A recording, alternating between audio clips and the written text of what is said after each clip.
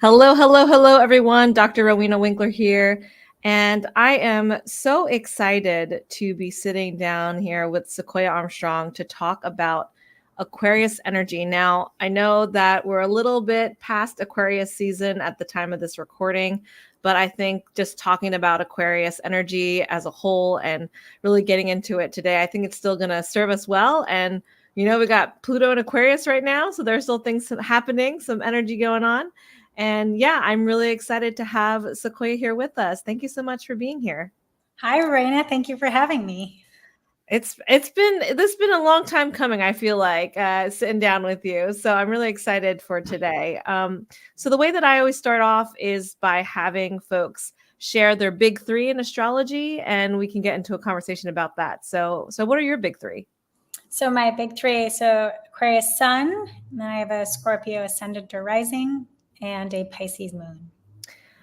When this came up, because you gave me your birth information. Thank you for that. I pulled up your chart. I was like, ooh, I like this big three. This is like a very, I don't even know, like that. You got that Aquarius sun, which, how do you feel that you embody Aquarius as your sun sign? I think sometimes, right, like there's a shadow, there's like the light and shadow of each sign. And initially, I think a lot of people you only know like your sun sign until you get more into astrology. But I definitely resonate also because I have a stellium in Aquarius. Ooh.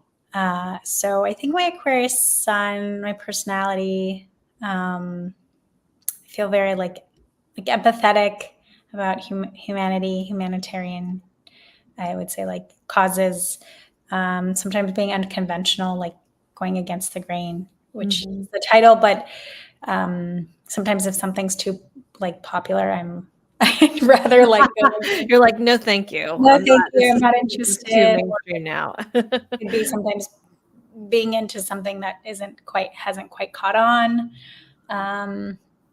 I don't know. I feel like I resonate. I feel like I know a lot of Aquarius women, Aquarius sun women. And I think, I don't know, like my maternal grandmother was an Aquarius sun. I don't know. That's always resonated, but the more I learn about astrology, there's obviously a lot more to delve into. Yeah. Well, that's I love that you mentioned that you hang out with a lot of Aquarius folks, because as a theater person, I do community theater and have a theater background.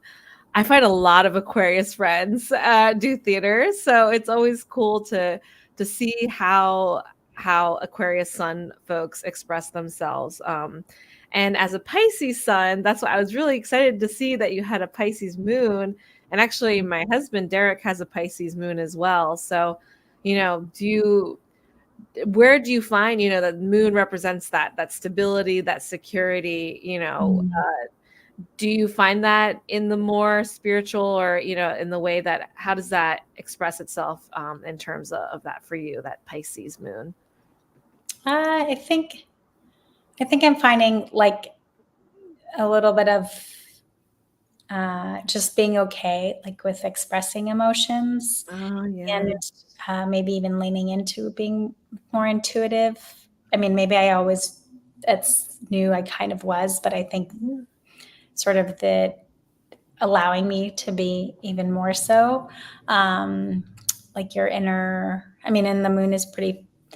I mean, in many regards, is pretty feminine. So I feel like the internal, maybe the part I don't show actually, right? Because in at least because I'm half Japanese, like in the Japanese say that there's like the part that you show, the part that you show some people, and then the part that you don't show anyone. It's like the three phases. But I think, so maybe there's a little bit of that. Maybe that's like I don't come off or to show like that I'm as emotional as maybe I am, that I'm as sensitive. I'm definitely probably pretty sensitive in some regards, and like my mother knows that, but I don't know that I come off that way. But that probably goes into my other big So is the sensitivity, is that the part you you don't show anyone, or is that the part you show only to I a think I show. I think I'm pretty tactful about who I show it to, Gotcha. and I think maybe it had growing up as an only child, as like a single mother, having to be like maybe that's where like that Aquarius sun is a very independent, and maybe Pisces sun is more. It's okay to like depend on others, or I don't know. I feel like they have like I don't know. They like kind of work together. Yeah, I definitely think so as well, because the Pisces is that connector piece of it, and there is an empathy there. There's like that empathic ability, and as you mentioned, Aquarius is such a humanitarian and wants to do what is well for the collective. So I can see how that ties in hand in hand. So that's interesting. So would you say as a child, were you like a free-spirited type of child? Like what was your childhood like? Childhood, yeah, it was probably free spirited. Is probably a good word. And frolicking about barefoot, like in the Yes. countryside of Hawaii.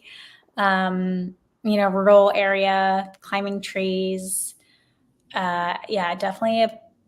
I think at times maybe I felt a little lonely. I think there was a Mhm. little bit of loneliness, but I think overall, pretty grateful for a fairly stable, like despite parents divorcing, but like a fairly stable, as much as it could be, Sure, sure. childhood. And yeah, it was just like come home before I get like before the sun goes down kind of thing.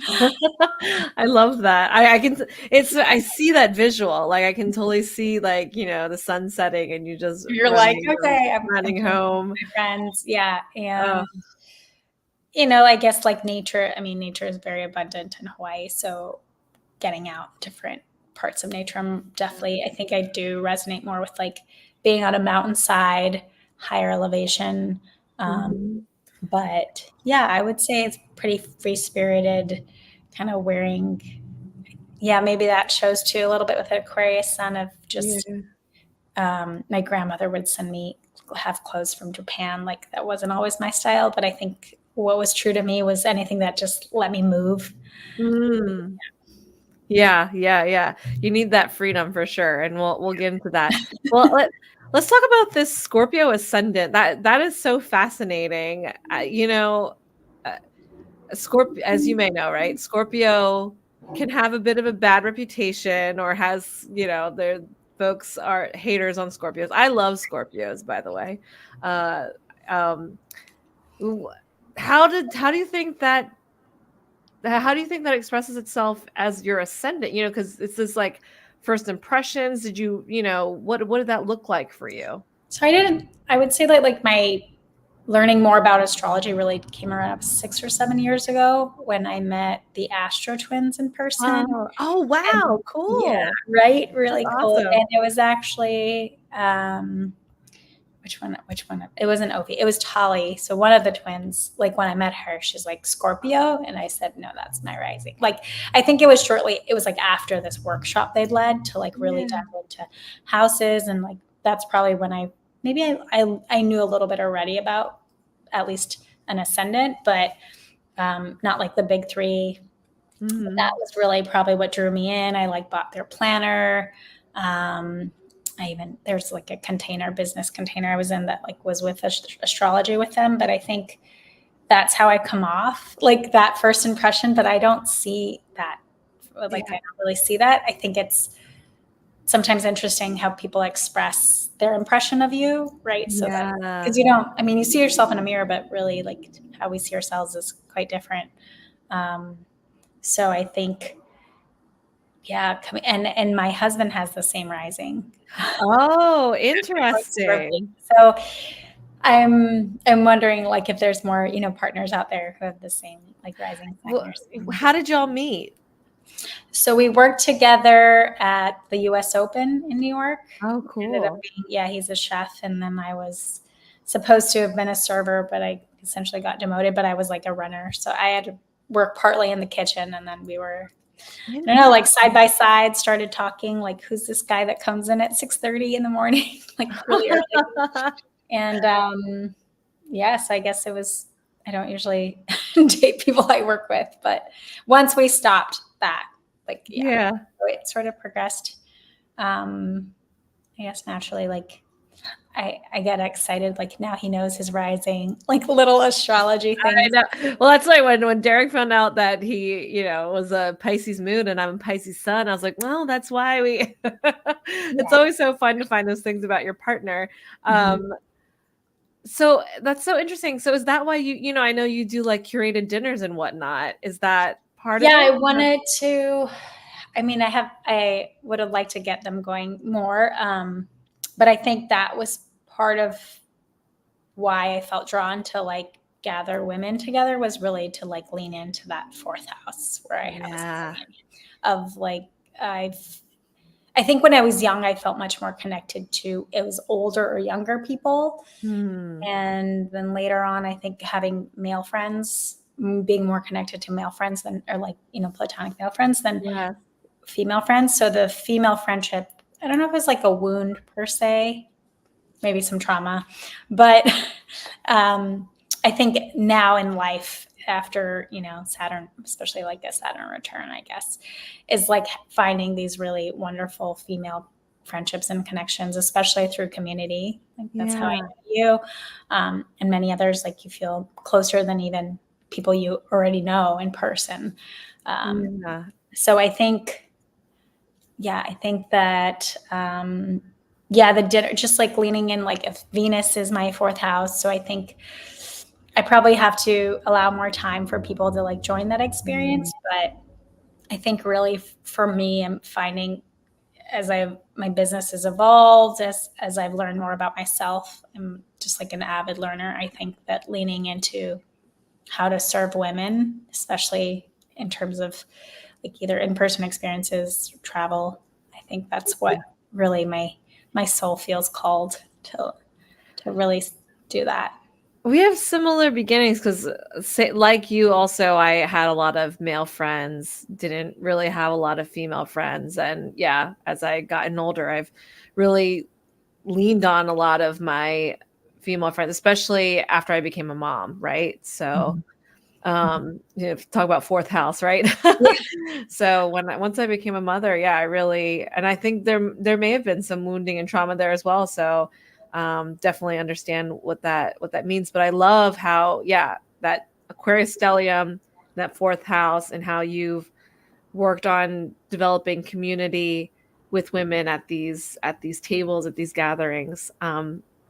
So the title of this, as you alluded to, is leaning into being unconventional. Mhm. So as an Aquarius, what is unconventionality, or like what does being unconventional mean to you?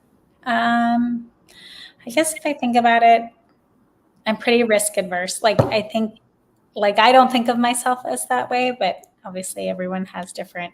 It's pretty subjective.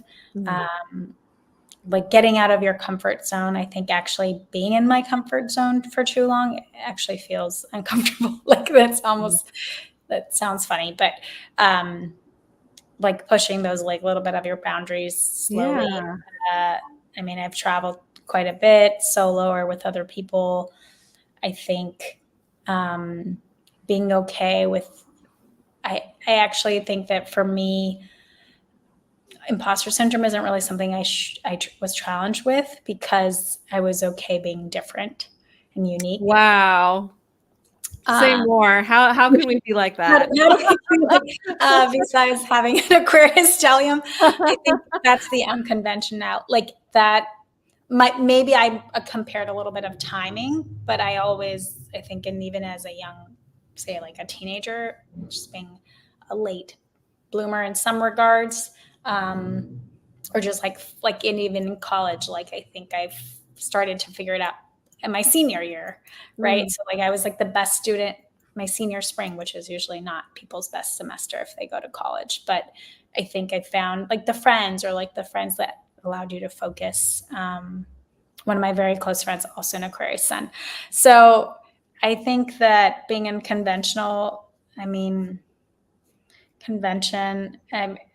Maybe in a shadow, like I see it sometimes as conventional being as complacent.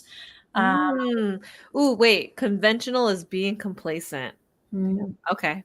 yeah, I just had to like think about that. That yeah. was okay. Um, so I think that's, I guess, unconventional is means to me is just to like continue to grow and evolve and learn and um, following the crowds or like the norm is definitely not me. Mhm.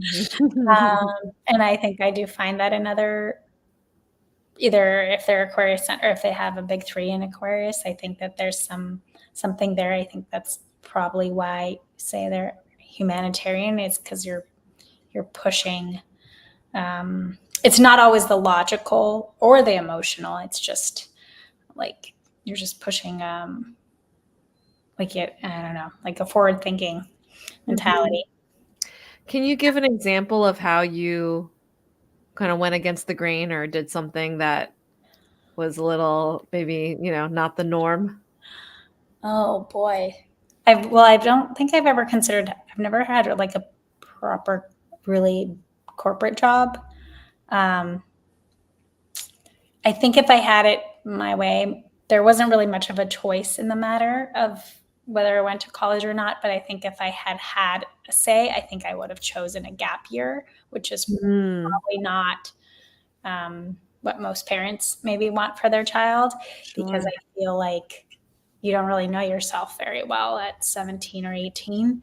Um, and I think that like life and world experience sometimes helps you Yeah. guide you.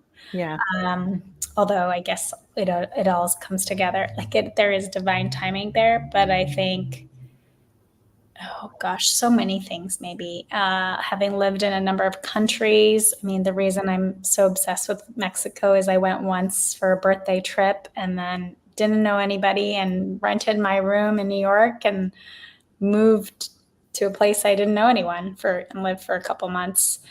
Um, How many different places have you lived in, Sequoia? So I guess 4 countries, if I Wow.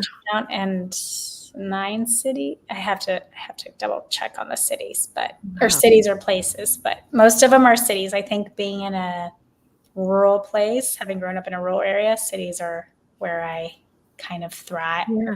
I like it's always not like the grass is always greener, but I think growing up in a really rural, very isolated geographical place is Mhm. portion of people are going to stay, not go anywhere. Some people leave and come back, and some people just don't go back that much. But Mhm. yeah, I've never, I have like personally haven't, like a lot of probably people I grew up with had a desire to like settle down in Hawaii, or I chose the college I went to because it was really like the furthest I could get from Hawaii. Wow. And where was that? It was in the Finger Lakes area of New York State. Okay. So Okay. very cold, very snow. I mean, that Yeah. was fine because my father lived, most of my life he's lived in Colorado. So, Mhm. but it was a different type of, just thinking and environment. And school wasn't much bigger than my high school. So, um, yeah, I think I studied abroad in a country I'd never been to. Wow. Uh, yeah, I don't know. I think like I don't maybe staying constant. I don't maybe that's somewhere in my birth chart, but like moving and that could be a shadow side of like maybe escapism. But I think Hmm. moving for me is, I guess that's part of the growth. Yeah, Sure. yeah. So you mentioned that you are not conventional in terms of work. Hmm. What advice would you give to others who maybe they're in a corporate job or they're looking to Mm. explore, more unconventional type of life or business or that sort of thing? Oh, that's a really good question. Um, well, I know we're talking about astrology, but I would probably highly suggest looking into also human design. Yes, 'Cause I yes. think that helped. I think I felt very seen, and I felt like it was like it finally not like had a reason, but I was like, okay, so this makes sense about like kind of why you do what you do or why you felt even though I'm a generator, I guess, which basically the world, this corporate world Yeah, is. remind me again, what's your profile again? I'm a emotional generator 4/6. 4/6. Oh, that's right. Okay. So I think, okay, so if you're wanting to be more unconventional, well, sometimes that's defying a lot of societal expectations too. It's like really tuning into whether there are practices of journaling or listening to people who inspire you to find out what it is that you really want. Like, even if it's a small thing, to like really hone it, almost like you would like work a muscle. Because there's so many, we're inundated with voices from society and family and friends. So preach. So true. So, and then if you're, I guess, in a corporate, I mean, I know there's a lot of entrepreneurs that start out and it's not for everyone, but a lot of them have to do it outside of those hours. So I guess if you call it a passion project, what really fuels you, and using maybe the stability or security that that job might provide to kind of build. I did not do that, but I worked in restaurants for a decade, and I'd been in fashion, like definitely high stress environments.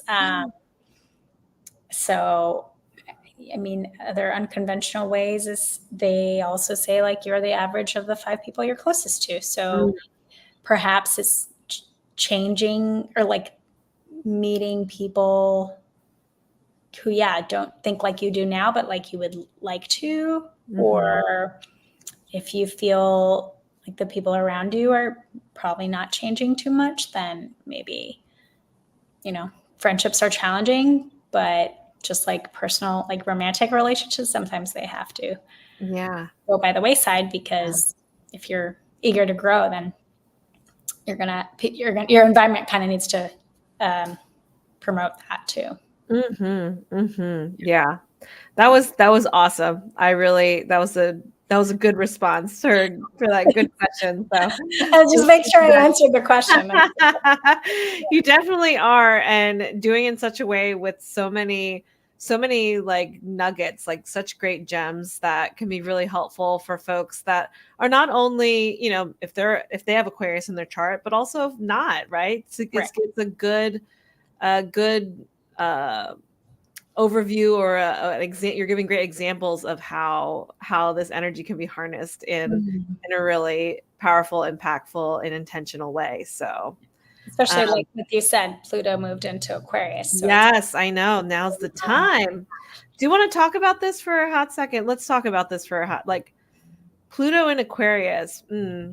What does this mean for us? And Pluto being this planet of transformation, of like big change, and moving into this planet that is so unconventional. Have you felt any of it yet? Because I think it was a couple months. Yeah, I know that I thought I was briefly going back into Capricorn for a moment, like when it retrogrades. Yeah, I think then it comes back. Yeah, but then it comes back, and it's a long time. And the science no longer considers Pluto a planet, but it still very much is in astrology. Listen, I am pro Pluto being in the solar system. In the science world. Yeah, I know. Like my daughter got a book from the library where like Pluto's all sad because he's no longer in it. I'm like, I feel you, Pluto. I mean, I liked all the Sailor Moon. There was a Pluto there too. So Pluto was. Oh my gosh, friend, you are speaking my language. I have a Sailor Mercury cosplay. Let's go. Yeah, that was fun. I always wanted to get friends together and dress up as them. Yes. Yeah. So Plutonian, like in Aquarius, I mean, I think I see it. I think it's starting already. I think that systems and structures that we know are kind of probably from the inside, or like the bottom, like the foundations are starting to crumble. I mean, that might just be my personal, patriarchy, corporate capitalism. Like, I mean, going back to what you asked me earlier, like if people are in a job and they want to be unconventional, I mean, I think that even the working environment is changing already with pandemic. Like remote, or people don't work at the same company for decades anymore. I read something where if you aren't getting a promotion or a raise in 2 years, then you should leave the job and go elsewhere. Right? That's come more for equity, for pay equity, and a lot, especially for women. But yeah, I think I'm seeing it. I think that the Gen Z is also really challenging that. I think with technology, which, oh gosh, we didn't even get into it. Technology, like as Aquarian energy is like the technology of being. I don't necessarily need everything newly updated, but I'm definitely like, if I go back to liking risks or challenges, I think early adopter would be like something that I actually enjoy. Okay. Or sometimes it's just waiting for some kinks to move, like this, maybe it's the second stage early adopter, but technology is like big. AI has been coming. Yeah, I think it's been building. I was gonna say, like, are you a Chat GPT fan, or? I have used it a little bit. I think I have to get like better at the prompting. But then I also know, there are like some shadow sides to AI for how it gets the information for creators or artists, but I definitely, for saving time or creating content. I mean, I see it as like your first draft, and then you look at what it is, and then because you want it to be your voice, you want it to be right. But it took a little time. But I think there's a lot of like technological advances that I've definitely like been interested in, and I feel like that's probably like Pluto and Aquarius. No, I'm a fan as well. I think that these are tools that can be helpful. I mean, it's with anything, right? It's like when social media came about, there's going to be shadow sides to everything. So, and that's also, it's like your sense of self. If I think that you are confident and very secure with your sense of self, then it's not letting apps or algorithms define you, but like you work with it, or like yes, right. Right. Complaining is easy for a lot of people, but I think sometimes it's, maybe this is also Aquarius, is just like, I don't want to do the complaining. I think I would prefer to just figure it out or do something different again. Yes. Get around it or get out of here. Let's just do our own things. Just Stop work it. Like, figure it out. Work for you. Yeah. Do you do you. Yeah. So I've been so enjoying this conversation so much. I forgot that every conversation I've had, I pull out this Danielle Blackwood book on the 12 Faces of the Goddess. Oh, my ring light is like capturing it. But anyhow, I had a goddess book as a young girl. I got a book about goddesses. Yeah, which I loved. Like, I loved learning. I don't know. Yeah, so this one talks about like the goddesses in connection with the Zodiac. Okay. And I always pull some passages out of here to just talk about what we're thinking. And there was a couple that I found. Actually, this one I feel like resonates with what you just said about the complaining. Aquarius is a wild card, a nonconformist rule breaker who speaks without filter and unabashedly celebrates its differences. I was like, oh, that there. Oh, here you go. Here's like technology. Aquarius's reputation for being progressive and futuristic, always on the forefront or cutting edge of a new society, a new social movement or direction. So you mentioned being an early adopter when it comes to technology. Do you find yourself also like getting swept up or like being on the forefront of any activism or things of that nature? Is that part of your personality as well? I mean, I think I would like to think so. I did. So I majored in international relations in college, which has been a really interesting background to have had. Definitely alters your perspective, that like economics sometimes, along with like the metaphysical also. I would think so in some ways. I think that, again, it kind of goes back to the who you surround yourself with. So, and how they get their media, or how they get their information. Sure. I don't watch like conventional television. I think also very selective about newspapers, but I think that, yeah, I think that I would like to think so about activism, maybe not always so out, like so Yeah, blatantly. sure. I think it's like not getting my feet wet per se, but Mhm. I think I'm much more outspoken than my partner, for example. And I'm not like as afraid to share Mm. like Mm. what I think. But again, what we went Mm. back to is it's not complaining per se, but like I keep it with like Instagram, it's like close friends. So Yeah. like it's like people have kind of chosen to be in that circle where I share more. Yeah. And that it's like a safe space essentially. Gotcha. Gotcha. So that's going back to those phases of like only Maybe, yeah. you. Yeah. Yeah. Yeah. Yeah. Yeah. Gotcha. Not to like find the term, but I think, yeah, I don't know. I feel for some things, I feel like it was pretty evident. Like, I mean, sort of climate change, for example, you grew up on an island and there's erosion and there's sea levels are rising. I think there was a lot of indications about respecting the land, like, growing up. Mm-hmm. But I think, yeah, sometimes maybe it is getting outside of where you are living or you're familiar with to see Mm. what's happening. Mm-hmm. Mm-hmm.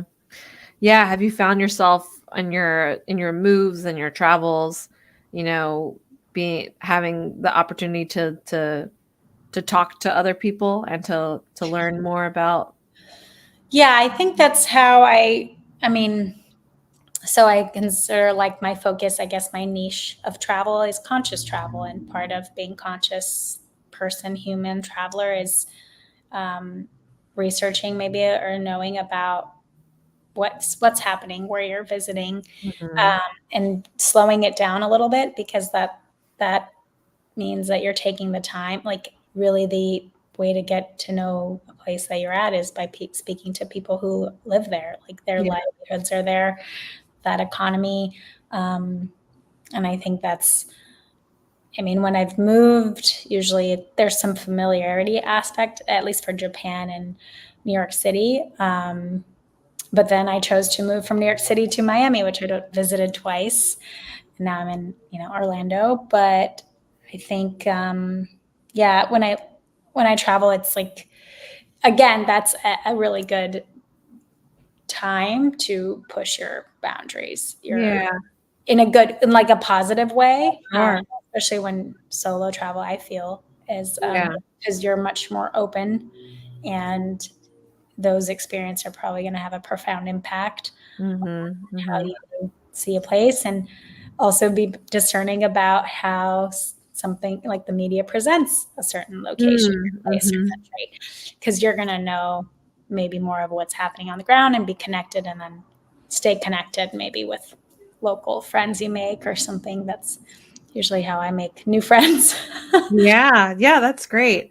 Yeah. I mean, I agree. It's been a while since I've traveled solo, but I know that those those experiences have been so transformative for sure. Good word. That's a really Yeah. good word. Yeah. Yeah. Yeah. Um, let's see here. Aquarius marches to the beat of her own drum, a true individual who often finds herself at odds with the dominant culture. Mm. She's the Like, quintessential free like spirit. daily. It's like, yes, that's me. You're like, I'm an only child in Aquarius. So you're like, yeah. Yeah. Those societal yeah, I Yeah. think my mother definitely defied a little bit of her societal expectations of her culture growing up. So with her chart, I don't know if she has Aquarius energy because she doesn't know her exact birth time, but I feel like I get some of that from her too. Is just Yeah. like know yourself, explore the world. So Mhm. she encouraged. I guess she let me, even without knowing astrology, she really let me be my free spirited Yay. Aquarian self. So Yeah. the last bit that we're going to talk about is Mhm. the different modalities, right, Ooh, of the yes. zodiac. We have the cardinal, which is Aries, Cancer, Libra, Capricorn, and those folks are the initiators, right? They're the ones that are getting things started. Then we have Mhm. the mutable folks, mutable, Pisces, Sagittarius, Virgo, and Gemini, and we like to go with the flow. And then we have folks like Aquarius, Scorpio, Leo, and Taurus. They're the fixed signs, so they're stable, determined, resolute. How does that, how does being a fixed sign but also an Aquarius, like what does that look like, or how does that feel for you? I think when I learned about modalities, maybe there was a little bit of time to to let that maybe resonate or stick. Because I think in a way, I think maybe I was more like of a mutable modality, Sure. But I think if I'm like, when I've decided, it's really hard to change my mind. And learning to be more self-accountable. I think that it was just other parts of my chart that I had to I got to kind of lean into, because I think there is part of a shadow, like often Aquarius, sometimes they're like, oh, they're aloof and they're like cold, and that's a great personality. But I think with being like steadfast, or like, I think that's been pretty, once I've figured it out or decided, I think if I look at the span of my life, there's been some like consistencies, but then there's other things where like I probably constantly changed. so maybe it was like my Pisces moon. It was just like flowing. Yeah. Right. Yeah. This doesn't work, and then I decided, and then I moved. So when I've moved to places, also like. Like I met my now husband, and I was already moving. Like, I'm moving to Miami, and then he got a job in New York, and we switched states. But I was already, no one was going to change my mind, because I'd already decided like what was best for me. Like, I just knew for myself. Love that. Yeah. I love that. I feel that it's very clear just in your energy and how you speak, that you do have this confidence about you, and something that I admire for sure. As someone, I've worked with my own imposter syndrome, and again, as a mutable sign, just kind of like going with the flow, like, oh, what's going on, or trying to figure out, what do I do? So being in the presence of someone who is self-assured and resolute, and does not, go with what everyone else is doing is really, it's really cool to see, really inspiring. Thank you. I'm glad I'm happy I can be that for you. I think if there's one other message I wanted, or, like to share, is just that being uniquely you is like, there's no one else like you. So sometimes it might be hard to see, but if we're always looking at others, right, it's hard to like see ourselves. Absolutely. Which, we're human. So that's just, we're, social creatures. So, but I think it's like, you are also uniquely doing what you're meant to do. So, yeah. So you hear that, everyone? Do what is for uniquely you. Wait, did that make sense? Be uniquely you. Be uniquely you. Be uniquely you. That's how we'll end things here. Sequoia, where can folks find you if they want to know more about you, or want to, do some conscious traveling? Yeah, sure. I'm on Instagram quite a bit. So it's at Puebla York Inc. So PUEBLAYORKINC. And it's also the same, pueblayorkinc.com is the website. So you can check me out there. Check her out there. Well, I know that I will the next time I need to do some traveling and to be in community. Sequoia, thank you so much for being here with us today. Friends, we have one last sign left. It's Pisces season. And so we'll see who I'm going to chat with, or will it be a solo episode because I'm the Pisces gal? Who knows? We'll see. Until then, check out the YouTube playlist that has all of the conversations we've had so far. Thank you again, Sequoia, for being here and sharing your Aquarius beautiful energy. Hope everyone has, hope everyone has a wonderful weekend, and we'll talk to you next time. Thank you so much. Take care. Bye. Bye.